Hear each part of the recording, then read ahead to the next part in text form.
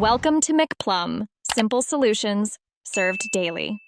You need an Apple Watch with enough battery and either stored music or cellular access. First, power on and charge the watch above 50%. Low power blocks long playback. Next, open settings and pair wired or Bluetooth headphones directly to the watch so audio routes there without your phone. If you plan to sync tracks later, free storage by removing apps or old music.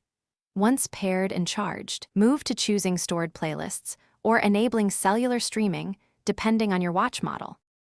If you have a cellular Apple Watch, enable a carrier plan on the watch and sign in to Apple Music from the Watch app. This lets you stream without the phone. Once done, open music and browse for artists, stations, or playlists. If you prefer offline playback, use your iPhone's Watch app. Choose music, select playlists or albums, and tap Add. Wait while the watch syncs over Wi-Fi. Either way, make sure the files show in the watch's music app. Then select a track and press play to test with your paired headphones.